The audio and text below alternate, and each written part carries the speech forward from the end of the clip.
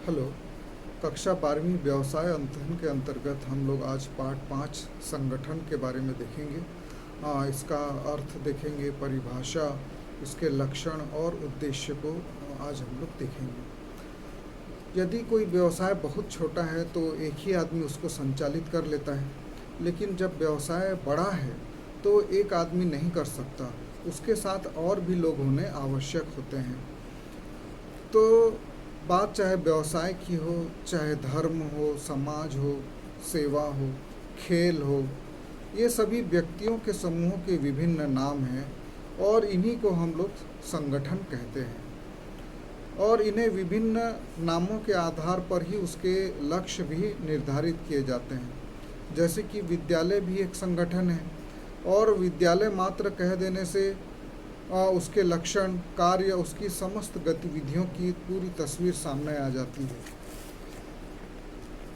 तो एक विद्यालय को भी चलाने के लिए जैसे कि बहुत से लोगों की आवश्यकता होती है, प्राचार्य, शिक्षक और जो कार्यालय के स्टाफ हैं, पियून हैं। तो ये सब का जो समूह होता है, जो एक लक्ष्य की पूर्ति के लिए, एक लक्ष्य की प्राप्ति के लिए काम करते हैं, वो संगठन कहलाते हैं। यदि संगठन अच्छा होगा तो वो संस्था भी अच्छे से चलेगी, और यदि संगठन खराब होगा तो चाहे कितना भी बड़ा संगठन क्यों ना हो, वो बहुत जल्दी नीचे चली जाती जाएगी। तो जो संगठन का अर्थ है वो है सम और गठन के योग से संगठन बना है। सम का अर्थ होता है समान और गठन का अर्थ होता है एकत्र होना। तो इस प्रकार सामान्य उद्देश्य के लिए व्यक्तियों के गठन को ही संगठन कहते हैं और अंग्रेजी में इसको ऑर्गेनाइजेशन कहते हैं, और जिसकी उत्पत्ति हुई है ऑर्गेनिज्म शब्द से। ऑर्गेनिज्म शब्द का शाब्दिक अर्थ होता है अवयव, संस्थान या शारीरिक संरचना से है। जैसे कि मनुष्य का जो शरीर होता है वो विभिन्न अंगों से मिलकर बना होता है, आँख, कान, नाक, हाथ, पैर, और इनके सामूहिक रूप को हम लोग शरीर कहते हैं। तो इसी प्रकार से वाद्य यंत्र भी विभिन्न तालों का समूह है। और संगठन का अर्थ समझने के लिए हम एक टीम का उदाहरण ले लेते हैं, जहाँ पर एक खिलाड़ी, वहाँ पर खिलाड़ी भी होते हैं, कप्तान भी होता है और मैनेजर भी होते हैं। तो इसी प्रकार से व्यवसाय में भी बहुत सी क्रियाएं की जाती हैं, क्रय, विक्रय, विपणन, विज्ञापन, और इन सभी का मिला जुला रूप जो है वो व्यवसाय कहलाता है। पर हम लोग व्यवसाय अंतर के अध्ययन के अंतर्गत संगठन का तात्पर्य मानवीय संगठन से है, अर्थात व्यक्तियों के समूह से है। हमको ये ध्यान रखना होगा कि सिर्फ व्यक्तियों के समूह को हम संगठन की संज्ञा नहीं दे सकते, क्योंकि उसका कोई उद्देश्य नहीं है। इसको हम लोग भीड़ बोल सकते हैं, परंतु यदि किसी उद्देश्य से कुछ लोग एकत्रित होते हैं तो उसको हम लोग संगठन कहते हैं। तो कुल मिला के ये बोल सकते हैं कि जब 2 या 2 से अधिक लोग पूर्व निर्धारित उद्देश्य से एक स्थान पर एकत्रित होते हैं तो उन्हें संगठन कहते हैं। और अलग अलग विद्वानों ने इसकी अलग अलग परिभाषाएं दी हैं, पर हम लोग प्रोफेसर लुई हेने की परिभाषा को लिखते हैं और इसको याद भी करते हैं। तो आप लोग इसको अपनी कॉपी में लिख भी लीजिएगा और याद भी कर लीजिएगा। प्रोफेसर लुई हेने के अनुसार किसी सामान्य उद्देश्य अथवा उद्देश्यों की प्राप्ति के लिए विशिष्ट अंगों का मैत्रीपूर्ण संयोजन ही संगठन कहलाता है। अब आइए देखते हैं कि इसकी क्या क्या विशेषताएं हैं। ये परीक्षा की दृष्टि से भी बहुत महत्वपूर्ण है, अक्सर इससे प्रश्न आते हैं, और ये संगठन को समझने के लिए भी संगठन की विशेषताओं को, इसके लक्षणों को जानना बहुत ज़रूरी है। तो सबसे पहली विशेषता है संगठन कहलाने की कि 2 या 2 से अधिक व्यक्ति होना। यदि कोई एक व्यक्ति किसी काम को कर रहा है तो उसको हम लोग संगठन नहीं कहेंगे। 2 या 2 से ज़्यादा लोग हैं तो उसको हम लोग संगठन बोलेंगे। अधिकतम संख्या पर कोई प्रतिबंध नहीं है, परंतु न्यूनतम संख्या 2 होना चाहिए। कम से कम 2 व्यक्ति हों तभी वो संगठन कहलाएंगे।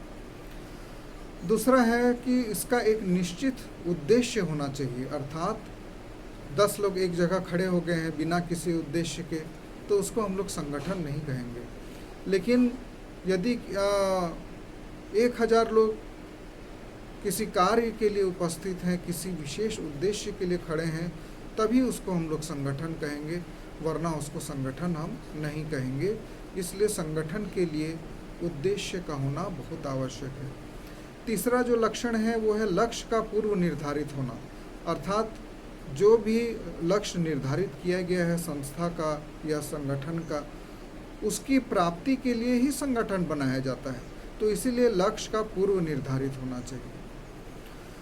चौथा लक्षण है व्यक्तियों का समूह होना। व्यक्तियों के समूह को ही हम लोग संगठन कहेंगे। यदि जानवर कहीं पे एकत्रित हैं, पशु पक्षी एकत्रित हैं, तो उसको हम लोग संगठन नहीं कहेंगे। केवल मनुष्यों के समूह को भी संगठन हम लोग कहेंगे। इसमें कंपनी या फर्म को भी हम लोग संगठन नहीं कहेंगे, क्योंकि इनको कृत्रिम व्यक्ति माना जाता है। उसके बाद संगठन में नेतृत्व का भी होना चाहिए। संगठन तभी कहलाएगा जब उसमें कोई नेता हो। जैसे हमारी शाला में भी 60 से 70 लोग कार्य करते हैं, और हमारी शाला में नेता जो होते हैं हमारे प्राचार्य होते हैं, तो इसलिए हमारी जो संस्था है वो संगठन कहलाएगी। यदि नेता ही नहीं है तो वहाँ पे भले ही 100 लोग खड़े हैं, पर उनको हम लोग संगठन नहीं कहेंगे। उसके बाद संगठन क्रियाशील होता है। यदि कुछ व्यक्तियों का समूह 1 सप्ताह तक कहीं पे बैठा है एकांत में, तो उसको हम लोग संगठन नहीं कहेंगे। संगठन कहलाने के लिए उनको उद्देश्य की प्राप्ति के लिए कार्य करना आवश्यक है। 8वां लक्षण है कर्मचारियों और उनके कार्यों में सामंजस्य। यदि किसी उपक्रम के कर्मचारियों और उनके कामों में सामंजस्य स्थापित करने की क्रिया को ही संगठन कहते हैं, क्योंकि संगठन में कर्मचारी व उनके कार्यों को अलग अलग नहीं किया जा सकता। तो कर्मचारी और उनके कार्यों में सामंजस्य होना चाहिए। उसके बाद संगठन में जो अगला लक्षण है कि जो संगठन के सदस्य हैं उनके बीच में आपसी एक संबंध होना चाहिए, और ये संगठन औपचारिक होना चाहिए। जब आप किसी संस्था में काम करते हैं तो विभिन्न पदों पर काम करते हैं, और पदों में कोई बड़ा होता है, कोई छोटा होता है, लेकिन उस पद के कारण आप लोगों के बीच में जो रिश्ता होता है उसको हम लोग औपचारिक संबंध कहते हैं। संगठन सभी क्षेत्रों में हो सकता है। इसका आखिरी लक्षण है कि केवल व्यवसाय या उद्योग में नहीं, किसी भी धार्मिक या सामाजिक संस्था में भी एक संगठन हो सकता है। परिवार भी एक संगठन ही है, हमारा विद्यालय भी एक संगठन है। तो इस प्रकार से ये हैं संगठन के लक्षण। ये सारी बातें होंगी तभी वो संगठन कहलाएगा। सिर्फ व्यक्तियों के समूह को संगठन नहीं कहा जा सकता। अब संगठन के कुछ उद्देश्य भी होते हैं, जैसे कि पहला उद्देश्य है उत्पादन में मितव्ययिता लाना, अर्थात कम लागत पर अधिक उत्पादन करना। ये इसका लक्षण होता है। लेकिन कम लागत का अर्थ ये नहीं है कि उसकी गुणवत्ता पे हम लोग समझौता करें। अच्छी गुणवत्ता के साथ कम लागत पर अधिक उत्पादन करना संगठन का उद्देश्य होता है। दूसरा संगठन का उद्देश्य होता है समय और श्रम में बचत करना।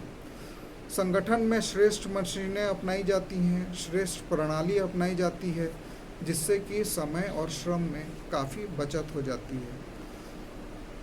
संगठन का तीसरा उद्देश्य होता है श्रम और पूंजी में मधुर संबंध स्थापित करना।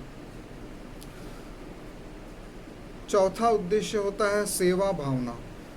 वर्तमान सामाजिक चेतना एवं जन जागरण के कारण प्रत्येक व्यवसाय का उद्देश्य प्रथम सेवा फिर लाभ हो गया है। वैसे भी प्रत्येक व्यवसायी को समाज सेवा कर अपने उत्तरदायित्व का निर्वहन करना चाहिए।